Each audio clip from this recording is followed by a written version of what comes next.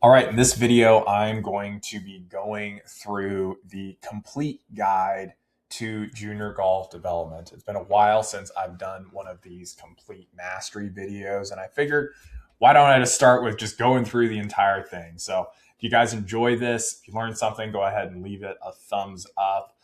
If I say anything during this that you enjoy, that you want maybe more one-on-one help with for your child, you want me to directly guide them through this process, there will be an application link below where we can talk about it and obviously make sure that they're a good fit. But let's go ahead and jump into the video here. So number one, this is often overlooked, right? Is getting clear on the target. Where are we trying to get to? Most people just jump all the way to, I want to go fast, right? They say, hey, I want to improve my golf swing. I want to hit the ball further. And, there's nothing wrong with those individually. But typically when you're watching a video like this, you've gotten to the point where your child has made the transition from they used to play golf for fun. Not to say they don't play golf for fun anymore. But they used to play golf for fun and that was it. Right. And so most of golf at that level is just getting comfortable with the movements, right? It's incredibly awkward to hold a golf club, to swing a golf club. So they've made it through that kind of phase where just, success is contact with the golf ball, right? So now they're getting to a position where they're just like, I want to accomplish something with this. And so we have to get a little bit more precise about where exactly we're trying to go. Because if the goal is to play high school golf, that's different than if the goal is to play college golf. And if the goal is to play D3 golf, it's different than if they want to play Division I golf. For all of you watching who maybe have a kid who's like, hey, I want to play professional golf. That's cool. Don't let anybody tell you this thing that's going around that's like, oh, well, actually, the way to play professional golf is just to skip out on college golf. That's not true. That's not a thing. You can look it up.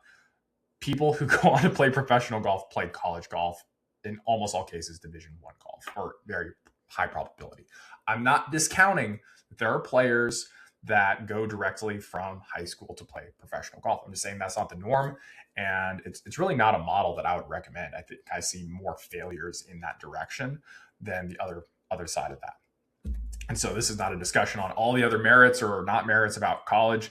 This is just specifically around if you want to play professional golf, Division I college golf is part of that path. Okay. So we have to get clear on where we're trying to get to. What is the actual target here? And so my recommendation, the tool that I use to really evaluate this, is called Junior Golf Scoreboard. Are there other ranking indexes? Yes, I see them pitched all the time. And at the point where I find something better than Junior Golf Scoreboard, you better believe that I will start pitching that instead of Junior Golf Scoreboard. So why do I like Junior Golf Scoreboard so much? I like Junior Golf Scoreboard because Junior Golf Scoreboard has a tremendous amount of data on the players who get recruited and which programs they get recruited to and where they had to be. And regardless of what everybody says about, these tournaments, the strength of field and stuff like that, Junior Golf Scoreboard doesn't really care that much about those things, right? There's still an impact of it, obviously. There's still an impact of, where you finish in your field, but it's almost nothing, right? The majority of it is based off of what'd you shoot versus the course rating, okay? Are there flaws in the course rating system? Sure, right? But nonetheless, that's how this works. Even if we want to say, oh, everything should be strokes gained based, there's still flaws in strokes gained, right? Because if you can look at a bunker shot, right? Well, one player can be in the bunker and have a good lie, and another player has a plugged lie. Do we have strokes gained evaluations for the plugged versus the unplugged, right? How do you define what's officially plugged versus not? So it's like there's still flaws in literally every methodology for this stuff, right? And so long story short, Junior Golf Scoreboard's fantastic. I recommend them primarily because you can go to here, rankings and honors, college signings, and you can see all the players that were recruited back to 2018. And you can see this for both boys and girls. You can see where they were ranked in their class over here on the right-hand side. You can see what their scoring differential was, which I'll talk about a little bit here in a second. And you can see which programs recruited them. So it's not just a crapshoot. It's not just, hey, I want to play at a high level. I got to go work real hard. Or you get some idiot telling you, oh, well, you just gotta, be good at golf and, work really hard and like coaches will find you. It's just nonsense. And I would use this as my supporting evidence, right? I'm not just like making this stuff up. Like I'm literally just going off of this is all public information. Okay. And so we want to know where we're trying to get to, right? And you can scroll all the way down and be like, okay, cool. What are some of these Division III programs? Disclosure on this: Division III and Division II does not have as much data available as Division I does, right? So typically when I'm working with players, the big goal is Division I golf. I like that goal because it's a nice middle ground, right? You have to be pretty dang good at golf. Don't get me wrong, right? It's literally harder than getting into Harvard. So I'm not saying like, hey, by watching this video, all of a sudden your kid's going to go play Division I golf, or that it's easy by any means. All I'm saying is that's typically where the kids that I'm working with are aimed to. That's usually a good goal, right? Professional golf, a little bit too far out there. A lot of stuff can change. High school golf, too small of a goal. Certainly for what I do. Can I help a kid accomplish that? Absolutely I can. But it's just kind of like, it's just too, you can get on your high school team by like breaking 80. And it's like, do I work with kids who are shooting in the 90s and help them get into the 80s or, even breaking 80? Yeah, absolutely I do. It's just not the main thing that I kind of emphasize here. So I like Division I as a goal. Also puts you in the wonderful situation of when your child is ranked, which I'm getting ahead of myself, but when your child is ranked and they get to that ranking rate age, right? They get June 15th, sophomore year, and they have the right scoring differential. Coaches reach out to them. That is a phenomenal position to be in. Feels amazing. Comparatively to not being in that position, sending out emails to coaches and just getting crickets, right? But long story short, we just got to know what we're trying to do, right? If we're trying to play high school golf, there's nothing wrong with that. If we're trying to play college golf, there's nothing wrong with that. But we need to know, right? Because we're going to make different decisions based on whatever our goal is, right? If I want to go from, I don't know, San Francisco to LA, I'm going to use a different mode of transportation in all likelihood than I would if I'm trying to go from San Francisco to New York, right? I've got to have different timetables, right? I've got to bring different amounts of stuff. It's going to cost different amounts of money. And so I got to know where I'm going before I decide, hey, I'm going to go take this on, right? So this is really, really crucial here. Okay, so once we've established what the actual target is, and that's just like from a big picture target perspective, right? Everything else is going to be reverse engineering. How do we get there, right? And essentially, like, hey, here's where we're trying to go, big picture. What are all the sub steps that end up happening? And when I'm working with a family, that's the primary thing that I'm helping them do. It's like, okay, here's a big picture goal. And there's a lot of stuff that goes into that. Here's what you need to do today or this week in order to move toward that goal, right? And just focus on that rather than trying to understand everything about everything. Right? You don't need to be able to do that. I've been doing this for years. And so I have that perspective, and students can kind of lean on me for that one. So next question we need to ask here is, where are we at today? What particular position are we at today? I want to go back here actually 1 second, just on the target here, because this is one of the spreadsheets that I've built for my students. And so I use a lot of spreadsheets because a lot of this is just math. And so going back to this page that I was showing you guys here a second ago, if your child has a particular program that they wanted to go to, then what you would want to do is actually just like find that program. You can sort by school here as well, and just notate the scoring differential of those particular programs that program and who they recruited, right? So example here, I've got Auburn, UCLA, and Stanford. And in 2026, I suppose this probably would have been 2025, they recruited players at negative 6.52, negative 8.06, negative 5.16, UCLA negative 6.69, negative 4.22, Stanford negative 7.42, negative 3.07, right? And so based on that, we can take the averages and then we can average out the averages. That's another way that we can get really clear about what that particular goal is, right? So if you're just watching that and you're like, oh, I've got a vague concept of where we need to be, we can get very precise about that and say like, okay, cool, here's the averages. Or you could say, hey, no, I want to get the absolute top tier, right? When we're looking at all this stuff, we want to think in terms of probabilities, right? So we're not looking at, say, if I get to negative 7.4, I'm definitely getting recruited by Stanford. That's not necessarily going to be the case. But we can say I have a higher probability of making that happen. And moreover, it would be unreasonable to be at a -2 scoring differential and think that we're going to go to Stanford, as an example, right? So hopefully that makes sense. Now, next piece of this. Where are we at today? I am a big advocate of getting your child ranked on Junior Golf Scoreboard. The main reason for that is because it allows us to see where we're at objectively, right? We get the scoring differential number. So for those of you guys who are still wondering, scoring differential technically is the difference between your scoring average, or your child's scoring average, and the course rating of the golf course, right? So, and you're going to see, if you play a golf course, you're going to see course rating like 72, or 73, or 74, or 69, something like that. It's comparing, hey, what'd you shoot versus what's the course rating? So if you shoot 72 on a course rating of 74, it's a -2 scoring differential. For Junior Golf Scoreboard, they're looking at the top 75% of your rounds, those scoring differentials. That's what it's actually taking, right? So that's why I don't like handicap as a measurement of where your child's at, because it over rewards good rounds and under punishes bad rounds, right? So we get into this psychology, again, not to get ahead of myself, we get into the psychology of chasing our best rounds rather than cutting out our worst rounds, which is actually the way we're going to make progress. We don't make progress by saying, gee, I hope I can make more birdies. It just doesn't work very well. We can get tactical about saying, like, let's say your child does actually have a scoring average of 71 and literally all they can do is make more birdies. That's just, I mean, in an existential sense. Okay.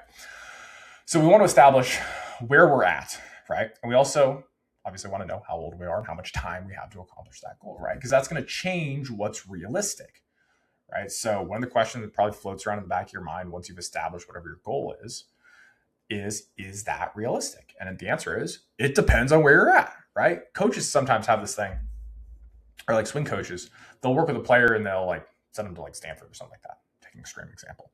And then they'll have other kids and parents come to them and be like, oh, well, you helped that kid, so therefore you can help my kid do the same thing. And it's like, it depends on where your kid's at, right? Which is why when I'm working with players, I like to measure the average improvement on their scoring differential year over year to do that type of forecasting, right? So that way I'm never in a position where it's just like, oh, well, you helped so-and-so go to wherever. It's like, yeah, but so-and-so is in a different situation than you're in, right? We want to look at your specific situation and say, well, what's realistic applying the same methodology to your situation, right? So that's why I like to track things like average improvement, because that tells me how good the methodology is, not anything about like individual starting points, right? It tells me which individual starting points are more probable to play out to particular goals, right? That's really the way that I like to look at it, right? So again, another spreadsheet that I have with my students here. So we've got our goal, whatever that is, doesn't matter, but we want to know what that is. And so we've got our scoring differential here. And so we just want to track the direction of that scoring differential month over month over month over month. And then we can track, hey, how fast is this player progressing, right? How fast are we actually reaching our goals? And then we also want to compare that to like, okay, cool, if we continue to do that, like where are we going to end up? Now, in this player's case, this is an actual player, right? That I was just showing you guys. In his case, it's a little bit absurd, right? So we're at a -27 scoring differential. We're not getting there. I don't anticipate him to get there, right? It would be unreasonable for him to be like, oh yeah, I'm going to get to -27. If he pulls it off, fantastic. But like, that's realistically not going to happen. And so we want to be able to do the same thing for your child. You want to know, hey, where are we at? And how fast do we reasonably want to improve, right? It would be unreasonable for this player to be like, I want to improve even faster than I am right now. It's like, that sounds cool and all, but like, dude, it's just not, it's not realistic, right? So let's just execute on the process to the best of our ability and know it's like, hey, until we're at like a -7 or -6 or something like that, where it's really slowing up, then we can say, hey, what can we do to like juice this up a little bit? But for the most part, it's like, okay, cool. Like we're on a good track. Like let's not screw with it, right? And I think all of us, we have the temptation to take something that's working and screw with it, right? We all can remember Tiger Woods, how many times he decided he wanted to change his golf swing for whatever justifications that he came up with. And I don't know the ins and the outs of all of those things, but there's a lot of people who would kind of say, hey, if you didn't screw around with that, you might have 25 majors. And, obviously, extra stuff going on the sides between, all sorts of stuff, right? So we can't evaluate that in a vacuum. But long story short, we want to be able to know, hey, when do we need to push and when can we sit on our hands and chill, right? We need to have some check engine lights. It can't just be like, hey, I want to get to New York. How much gas do you have in your car? You're like, dude, I don't know. Do you have a way of figuring that out? Nope. You're like, so you're just going to drive and eventually your car's just going to stop and you just hope you got enough to get there? Yeah, pretty much. It's not going to work very well, right? So we want to be able to map that out. So where are we at today? We need to be able to define that. On Junior Golf Scoreboard, which you can do here, tournaments and results, search for tournaments. You can actually find the tournaments in your state that are ranked, right? So if I just wanted to pull up Arizona here. So for Junior Golf Scoreboard, you need to play in a minimum of 4 ranked events. And if you're able to do that, your child will have their ranking. So wherever your state is, just go ahead, find 4 tournaments, and you get ranked. And congratulations, now your child's ranked. Now they have their scoring differential. And you can do that math that I just went over. You can say, okay, here's our goals, here's where we're at today. And then what do we need to do in order to move ourselves forward, right? Obviously, there are nuances to which tournaments to play in.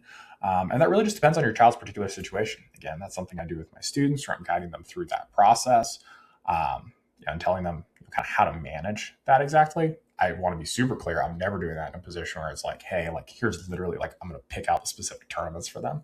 I'm going to give them the right framework so that they understand, hey, here are the ones to do, here are the ones to avoid. If they got questions, like I'll obviously clarify those stuff. There's no one size fits all answer. It's not like here's just the perfect, most optimal tournament schedule. That doesn't exist for anyone. Nobody does that. And if you're trying to like do that, you're kind of shooting yourself in the foot. That's not the main thing. I'm really big on the 80-20 rule. So 20% of the stuff we do gets 80% of the results. I want to stay focused on that 20% that gets the 80% of the results. I don't want to go into the weeds of, the most optimal subject line for a college coach or absurdities like that. Okay. So we just want to know, hey, here are the tournaments that are best for us. When is AJGA appropriate? When is, all those things appropriate? I've got other videos on the channel that goes through, those kinds of materials. It's a little bit off topic from junior golf development specifically. All right. Next question here. Why are we here today?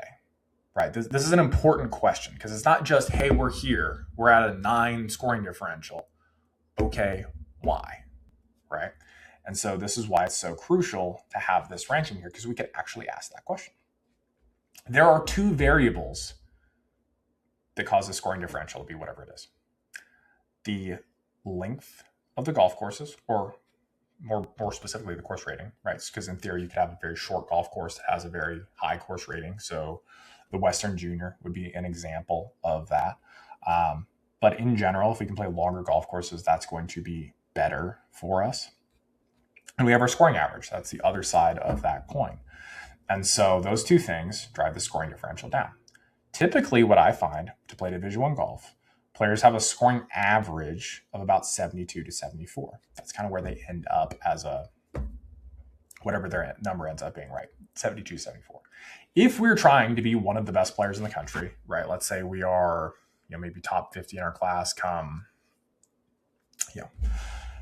junior year, we might have a scoring average under that. We might be in the 71 or, as low as maybe 69 and a half, I think is about where Miles Russell is at.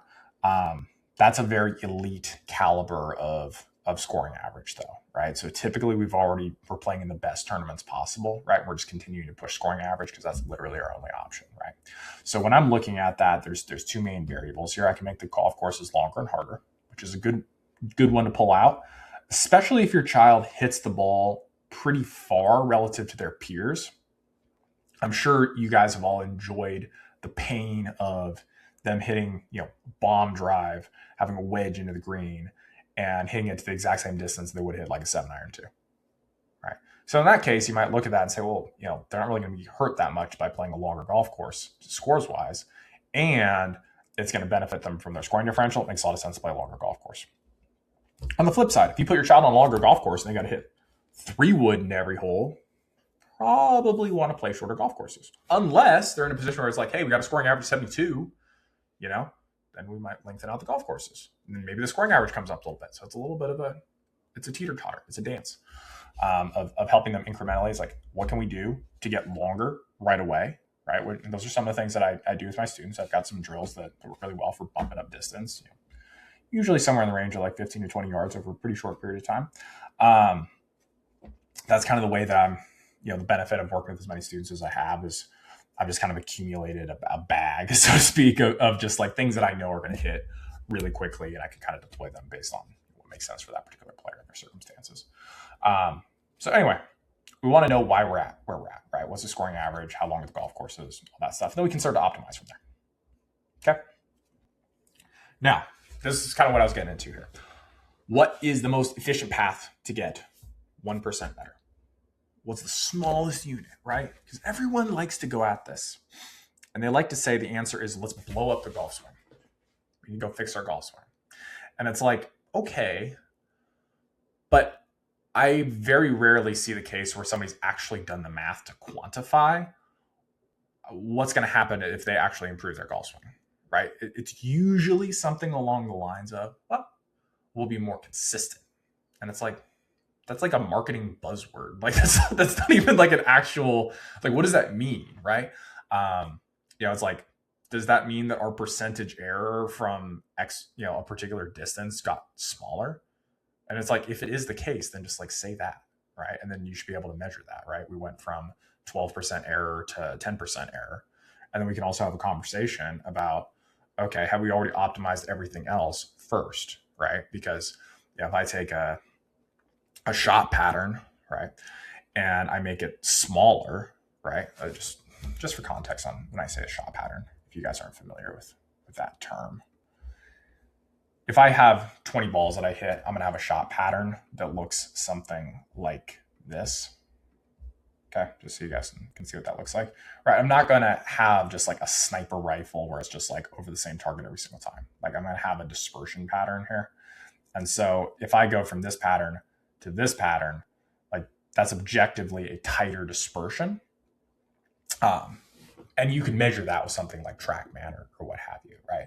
Long story short, if you guys aren't doing that and you're just saying, hey, we're getting more consistent, honestly, usually the people who talk the most about consistency in their golf swings are the most inconsistent golfers that I am around, that I see. It's usually like we're so hyper focused on trying to make the golf swing perfect that it's just moving around all the time. Whereas the players who like never look at it, well, the golf swing is just completely fine.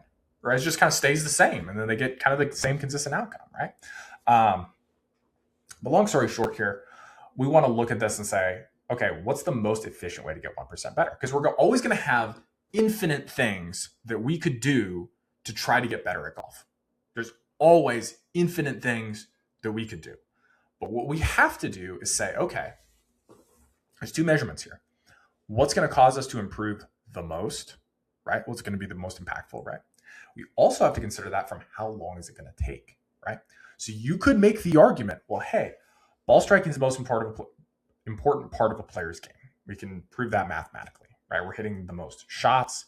And it's the biggest difference between the best players and the worst players, right?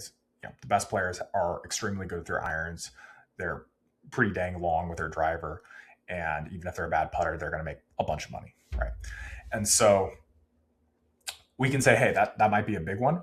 But how hard is it to take your child from hitting at 220 off the tee to hitting at 320 off the tee?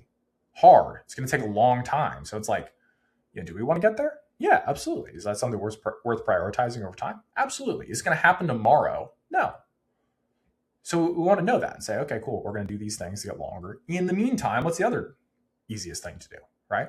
And so we want to prioritize those things that are easy before everything else. And we just want to go through that in order, right? So an example of something that is easy would be, let's get better at lag putting, which I see very few junior golfers do. And it's one of the first things that I have the students that I work with start doing on a regular basis is practicing their lag putting in a structured format where we're getting good at the distances they're going to have all the time on the greens, right? And so it's a lot easier to get good at taking a 30-footer and hitting it to 3 feet consistently than it is to make more 12-footers for birdie for a lot of reasons. When you think about the sheer number of attempts that a player gets per round to hit a putt from 30 feet, it's like every single green that they hit. Versus if I say, hey, I want you to get better from 12 feet, how many 12-footers do we have per round? Like 3, maybe, maybe 4. And it's like, okay, well, if you're a tour player, how many of those are you making? 1, 2, maybe? Like somewhere in that range. And it's like, okay, cool. Which do you think is going to be more efficient, right? Teaching a player how to lag putt, pretty low, margin there. But if they're three putting twice around, that's a shot and a half right there. Where it's just like you solve that problem, has a massive impact on what they're doing, right? And we could solve that with practice. It's one of the most common, easiest, like sure thing ones that I'll go to. We can also go ahead and solve that with strategy, right? We can also solve that with mindset. We can also solve that with mechanics. So there's different things that we can do, but we want to look at it from the perspective of like, okay, cool. I could go down a mechanics rabbit hole and put you on Sam Putt Lab and do all that stuff. Or I could just be like, well, do you practice it? No. Okay, cool. Let's start there. And then we can add all those other things on. And if my goal isn't perfection, it's just I want you to get a little bit better, which is all we can actually do, then we're going to see that consistent improvement. So the average student I work with improves by about 4 shots per year. If you break that down, that's about a shot per quarter, right? So when you think about that, if we can cut down a single 3-putt per round over a 3-month period of time, that's a shot, right? And so, if I'm working with a player who shoots in the 90s, they have a different profile of things they're typically going to struggle with comparatively to a player who shoots in the 70s, right? A player who shoots in the 70s on a regular basis probably doesn't have a crazy high 3-putt rate. Versus I've had some students where, they start off or shooting in the mid 90s and we've got like 6 3-putts around. And it's like, well, there's 6 shots, 5 shots right there. Let's get rid of those first, right? I don't have to look at the golf swing to know, hey, it's going to be a lot easier to fix this than it will be to fix the golf swing, right? That's a skill they have to develop anyway, right? So I'm going to do the easy thing. Even though I could say, hey, I want to change this golf swing. It's like, well, let's do that when it's the most appropriate, right? Let's get the 6 shots first and then run into a ceiling where we can say, hey, it's definitely your golf swing. Okay. So next piece of this, we need to know what our metrics are before we do the thing, right? And so those of you who are in business will understand this really, really well. Those of you who, are in kind of more complex fields are going to understand this really, really well. That there needs to be a North Star or a set of kind of like North Star principles that are going to tell us whether or not we're making progress, right?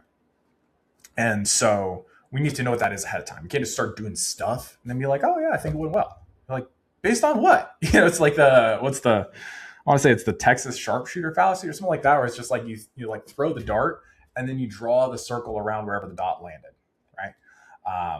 We do not want to be in that game. We want to say, okay, cool.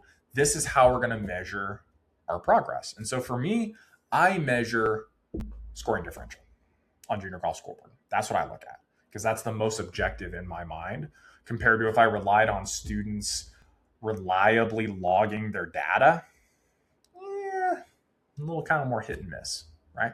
Obviously, my students have gotten pretty dang good at it. I try to make it as easy as possible. It's just like we've got some issues that can pop up versus tournament rankings, pretty consistent, right? It's going to consistently log that stuff, okay?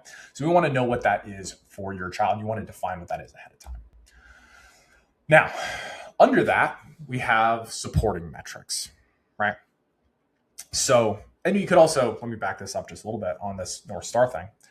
You could say, hey, our main thing on this Junior Golf Scoreboard is a scoring differential. But you could say, well, based on where we're out of benchmark on the distance, or not the distance, the scoring average, right? So that becomes your primary thing. It's scoring average in those tournaments. That's your North Star, right? So what are our supporting metrics, right? So when I do this,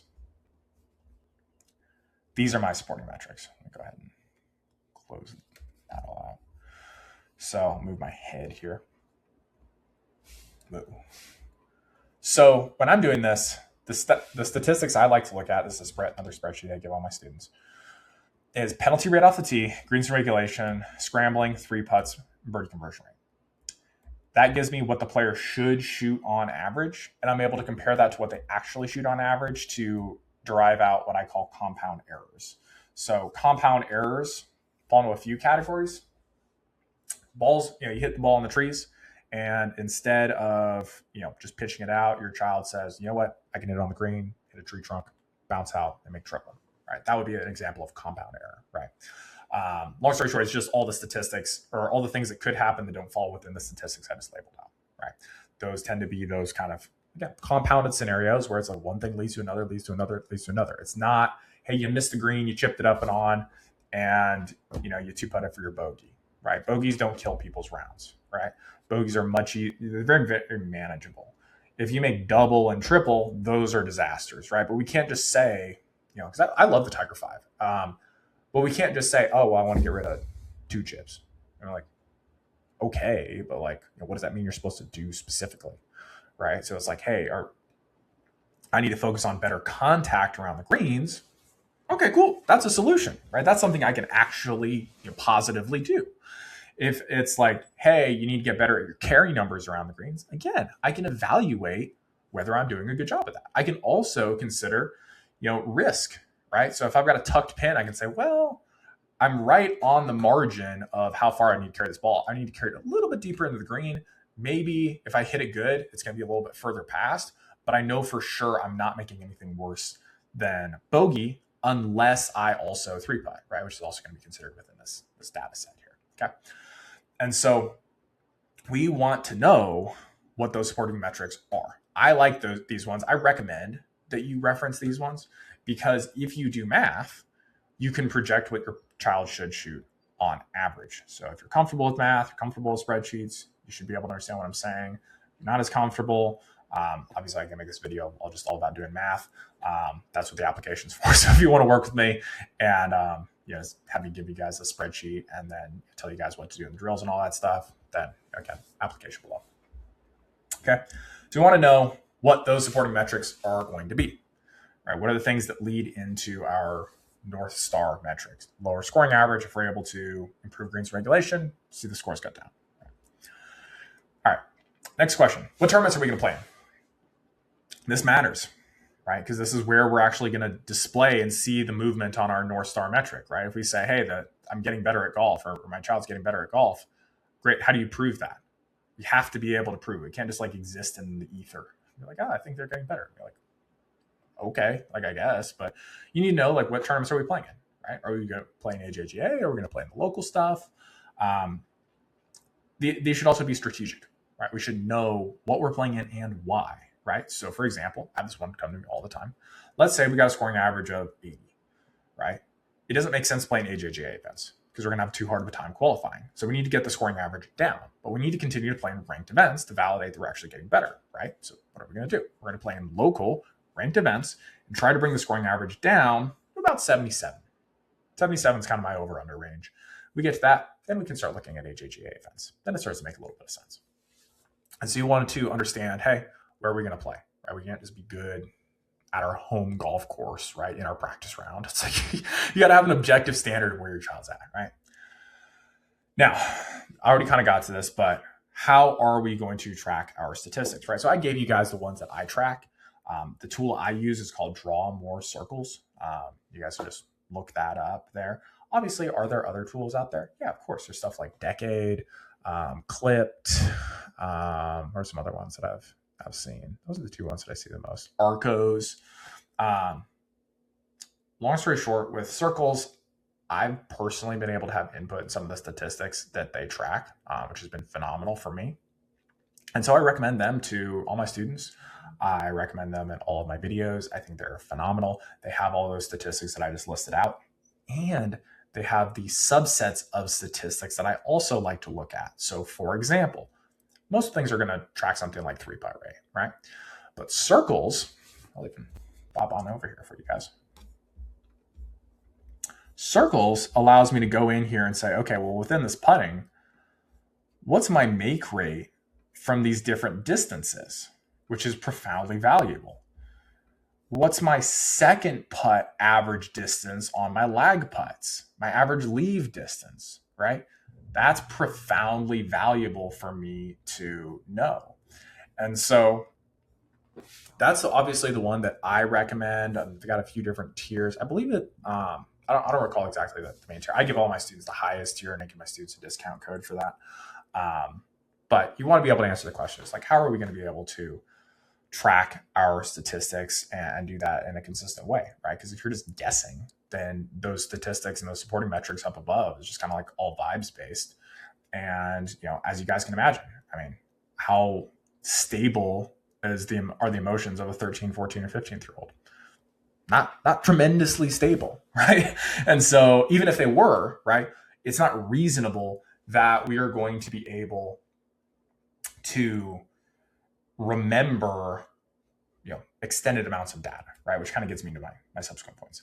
So we've got the question of which statistics are we going to look at, right? I've already gone over that a little bit with you guys. We've got our North Star, we've got our supporting statistics, and we've got sub-statistics, right? So you could have your North Star be, scoring differential. You could have supporting statistic be scoring average. And then you could have supporting statistics to that, like I described, penalty rate, greens regulation, scrambling, 3-putts, birdie conversion rate. Then you could have sub-statistics to that, right? So you have greens regulation.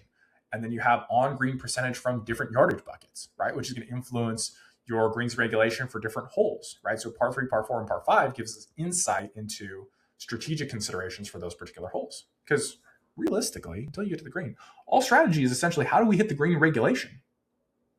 And so if you see, hey, our greens regulation is screwed up on par 5s, that's a different scenario than if it's screwed up on par 4s or par 3s, right? And so we want to know what those sub-statistics are for us, right? Now, is this complicated? Yeah, absolutely. That's why I do this for families, because it's kind of unreasonable for you to do that much data analysis. And again, for me, this has taken me years, right? This is taking me a lot of trial and error, right? Obviously, the students I work with now have a much more sure thing than the students I would have worked with at the beginning, And so once we've established that, right, we can know, hey, this is the right data to look at. We also, and this is something most people don't think about here, and it shoots parents in the foot. And I'll explain that in a second. What's our minimum data set for judgments? All right, so what does that mean? What is the minimum amount of information that I need to have in order to make a judgment about something, right? So an example of this, if we were going to flip a coin, then we have a 50-50 shot that it comes up heads or tails, right? But if I flip that coin, it comes up tails. Do I make a judgment about the 50-50? Well, obviously not, right? Because I only flipped it one time. But if I flip it again and it comes up tails again, do I start saying, this coin is broken? No, I understand the overall statistics. And I'm just like, no, I need a larger sample size. And long story short, there's a particular sample size where it becomes more and more probable that we're getting inaccurate information about the probability of that coin. I don't know what that number is. But it becomes more and more probable as we flip that coin more and more times what's actually happening, right? So that's why we would have to have a minimum data set to really be able to make this evaluation. My recommendation is 10 rounds of golf. That's 18 whole rounds of golf. That is enough data so that we can actually see what's going on in a pretty stable way. When I'm getting started with students, I'll start off with 5 rounds of data. So that's still 18 holes. That's a total of 90 holes in total. But long term, I like to look at 10 ideally. So I'll always be looking at the rolling 10 there. So again, 10 rounds is kind of the minimum that I really like to look at on a long-term basis. And so this is really important because I see parents screw this up when they look at a particular tournament and they make judgments about their child's game based on that particular tournament outcome. And we create this cycle, and it has this compounding effect of like, okay, if you have a narrative in your head that your child has a particular issue and then it comes up in a tournament, it's like, see, aha, I got it. There it is, right? And you're making a judgment over too small of a data set. You're saying, I think this coin is, is a little bit tilted. It comes up, tails, and it's like, haha, see, I told you it was going to be tails. And it's unhelpful, right? Versus if we're looking at 10 rounds of tournament data, then we can see averages across the board, right? We can have some good rounds and some bad rounds.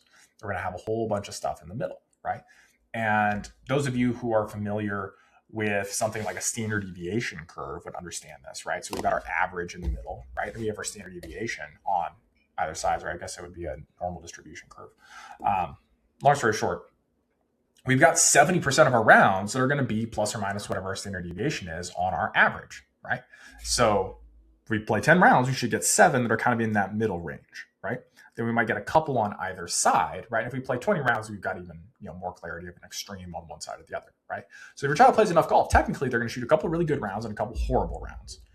And so we just want to be aware of that ahead of time, right? We don't want to make judgments because it's just like, you don't know when that horrible round is going to come out. It could be the first tournament of the year. You don't know, right? Now, I will say, and I might be getting ahead of myself here, that cutting out those worst case scenarios, those worst case rounds, the particular skills that hurt them in those rounds, that is going to be the way to have them shoot lower scores on average, right? Because if we can chop the bottom end, it's very doable right? And it shifts the overall average in a more positive direction. Typically, players who have lower scoring averages also have tighter standard deviations and end up also shooting those lower scores more frequently because they've cleaned up the actual underlying skill that causes them to have those bad rounds, right? So let's say we got penalty shots out of bounds is the thing that's going to cause us to shoot 90 when we should be shooting 78. If we clean that up, well, now that round that we shot 71, that we still had a ball out of bounds, now we shoot 69, right? So everything gets shifted up because the underlying skills. But long story short, we want to make sure we're making these judgments with enough data, right? So if we're not looking at one tournament, two tournaments, we're looking at like 4 or 5 tournaments to really make a decision. We're just like, here's where we're at. And then we can start to say, hey, the main thing we need to focus on is we need to get greens regulation up, or we need to get penalties down, right? But then we go into the next tournament round and say, hey, I don't really care where I finish on all these other things. I know I'm kind of going to be wherever I'm at. My main concern is this major statistic that I've identified that's going to help my overall scores, right? So it allows the player to zone in more specifically on what they can actually accomplish. All right. Now, what are we going to do to change that data set? Kind of just went into this. But it's like, okay, we've got our data set. We've got enough data, right? Well, what do we do with that information? We have to do something with the information, right? We can't just collect it for the sake of collecting it. Otherwise, you're just going to annoy your child with just busy work to go do. And this is the average thing that I see with kids who track their actual data. They just don't do anything with it. Or they just come up with random things, or the coach comes up with random things about like, hey, I think you should be able to reach this benchmark. It's like, but where did you get that? Like, based on what? So we want to be able to say, okay, our greens regulation isn't where we want it to be. It's at 50%. We think it can get to 70%. Okay, well, why is it at 50%? And what can we do realistically to get it up? And what's the easiest thing to do, right? So one of my favorite go-tos is look at par 5 greens regulation. Because par 5 greens regulation, pretty much everybody should be able to get to the green in 3 shots by hitting a wedge on the green. So the question is, well, what's our on-green percentage? And how does that, or what's our greens regulation percentage on par 5s? And how does that compare to our on-green percentage with a wedge, right? Because if we see a gap there, then it's like, oh, well, just lay up to that number. And then they are going to be able to increase their overall greens and regulation just by a strategic decision in that case, right? So sometimes people ask me, they're like, hey, how can you make strategic, advice based off of statistics? And it's exactly scenarios like that. It's like, okay, cool. Well, if you can just get to this number, then you're going to be able to bump up your greens regulation. If you go from 50% to 80%, that's another green per round. That's another shot per round. And again, for me, that's where, when I start working with a new student, there's just a lot of stuff in the bag where it's just like, boom, here's a shot, here's a shot, here's a shot, where we're, as efficient as possible, right? And so we want to be able to say, here's what we're going to do specifically. And we want to document that, right? We don't just have that as a concept that exists in the ether, because it's really hard to do stuff when you don't have an actual plan written down of what you're going to do. So when I'm working with students, number one, I have a document where I track everything that I have that student doing. I have explanations on how to do all the drills. I'm tracking all their major statistics that I want to pay attention to. In addition to that, though, you guys kind of briefly saw this. I've also, this is one of the reasons why I love circles here, also gotten to the point where we can actually track the results of these particular drills in the app and see how that's impacting the player statistics over time, right? And so that is absolutely crucial, right? So we want to be able to say, okay, I've got this data set. I want to change something in it. What specifically am I going to do? What are the drills? How many balls am I going to hit? How hard are those drills going to be? What's my measurement on that stuff? And then I'm going to go out and play more golf until I have another data set that is enough, right? And then I'm going to make an evaluation of whether or not the stuff that I'm doing actually worked, right? That kind of gets into the next part. When are we going to evaluate whether it worked? Well, if we've answered what's our minimum data for judgments, then we can answer the next piece of this. When are we going to evaluate what's working, right? Once we have another data set that is that size, right? So when I'm doing this with students, I'm updating the plan every month, and I'm doing that based off the rolling 10 round average, right? That way we're consistently up to date, but we also have enough data, right? The minimum that I want to see from students is I want them to be playing 1 round of golf per week and having at least 1 practice session. If we're able to do that, that works out really well statistically, what I've seen. That gets us that 4-shot kind of average improvement. Again, average, right? Some people could be below it, some could be above it, average. That puts us in a really good spot. If they do way more than that, jury's out on how much that really impacts them. I highly doubt in most cases that by doing way more than that, it's going to have a huge impact. That said, I've got some students right now who do a phenomenal amount of golf, and so far they're technically improving by like a shot per month. Is that a standard that I would expect if you're watching this and you decide you want to sign up? No, 4 shots per year is my number, right? Charlie Woods improved by about 4.7 shots over the last 3 years. If I'm in a position where I'm like 70% of Tiger Woods and all the stuff that goes along with being Tiger Woods, I'll take it. So that's really the way that I look at that. Now, once we've done that, we want to systematically repeat what we've already done and then evaluate the pace, right? So this is really the last step. This ties it all together, right? We've got all the frameworks here. We know the steps. We got to go all the way back up.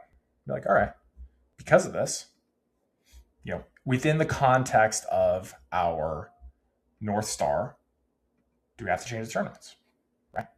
Obviously, we're going to be looking at the same statistics, right? There's no reason to jump all over the place in statistics, right? Then we also have to say, let's see if I can get all the way down here. Again, what are we going to change based off of this new data set, right? Do we change the tournaments? Do we, change the drills? Do we change the difficulty of those drills, right? There's all sorts of different things that we could do, but it's systematically repeating that process. Now, here's the challenge. And here's, why I think I've been able to have some success doing this with the students that I work with, is the framework that I've laid out for you applies to your child if they shoot in the 90s or if they shoot in the 60s, because the framework is just math, right? It's just math and scientific method, right? So if they're shooting in the 90s, we technically have easier things that we can do. We can cut down 3-putts, we can cut down penalty shots, we can cut down compound errors. Those are all easy things to do. If we have a player who's shooting in the low 70s, then I pretty much only get to talk to them about making more birdies, which is mostly green reading, maybe a little bit of speed control, things along those lines, right? We're already hitting a maximum number of greens in most cases, right? We don't have scrambling issues. Well, I barely talk about scrambling anyway, just because it's not a very impactful statistics, right? We're not 3-putting. Right? We're not hitting balls out of bounds. Right? So our only options are make more birdies, right? So it narrows down the things that we're going to do, but it's still within the context of the same framework here, right? And so if your child goes from shooting in the mid 90s to the mid 80s, right? The reason that feels easier is because they technically had to do things that were a little bit easier to do, right? Now, obviously, if you're more inside, you're not fumbling through it just on like brute force. You know exactly what to do. Obviously, that's going to go faster, but that's really how this stuff ends up working out, right? It's just systematically going through and be like, no more penalties. Move on to the next thing, right? Maybe that thing's a little bit more difficult, but now we know we continue to move. And last piece here, evaluate the pace. Because this stuff all has to tie together, right? It's not just, hey, here's your one, quick fix or whatever. Because at the end of the day, we set out with what's our goal, right? We got to know what that is, and we got to evaluate, are we on pace for that goal? This tethers us to saying, hey, I'm doing the appropriate amount of effort, right? I'm not trying to go do extra stuff because I'm already way ahead of my goal. I'm consistent with the process. Or if I'm behind, I can say, okay, cool. Here's what I would need to do in order to get back on track, right? If you're evaluating this every single month, it's really easy to stay on track, right? If you have a bad month over a 3-year goal, 36 months, it's not really that big of a deal, right? And it also gives you data on what specifically didn't work, right? And so that really is this process. And so again, for me, with my students, that's why this goal pacing is so helpful, because it allows us to see, okay, cool, are we actually on track, right? Also built another calculator my head was hiding to be able to say like, hey, what's our average pace? What's our current spot? What's our projection? As far as like, if we want to say, hey, in 7 months, where would I be on this pace? Well, you'd be here, right? Just based on whatever our average numbers are. And so it allows us to calculate all this stuff and have some degree of certainty just by, again, doing math here. So that was a lot. Hopefully you enjoyed it. Hopefully you learned something. Hopefully you appreciate the perspective of just looking at this from a high conceptual level, because the nitty gritty about the drills is like, that stuff's obviously valuable. But if you don't have this overarching perspective, then I can give you all the drills in the world. You're just not gonna make progress, because it's the wrong thing to optimize around. You have to know how to ask the right questions in order to get the right answers, right?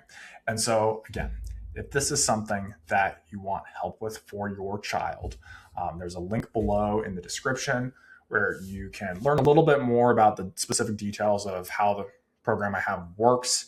And then if it looks like something that you guys want to learn more about, you'll fill out an application. Make sure your child's in a spot where they're going to be successful with this. Schedule a call. We'll go over it all together. Make sure everything makes sense to you guys. I'm very transparent about everything that I do. So it's mostly just making sure you guys have the information that you need so you guys can make an informed decision about this process. And so, again, hopefully this is valuable for you. If it was, go ahead, leave a thumbs up here. If you want to go through more of my content, I've got other playlists on the channel. You subscribe to the channel. This is the type of content that I create. I try to come out with 2 videos per week here. You can do the little bell icon to get notified when those videos come out, right? And so, yeah, again, hopefully this was helpful. Go check out some other videos on the channel, learn about whatever you want help learning about, whether it's tournaments, practice, data analysis, some case studies, whatever you want to see. Got it for you here. And once again, if you want more direct help, again, application link is below. I'll see you in the other videos.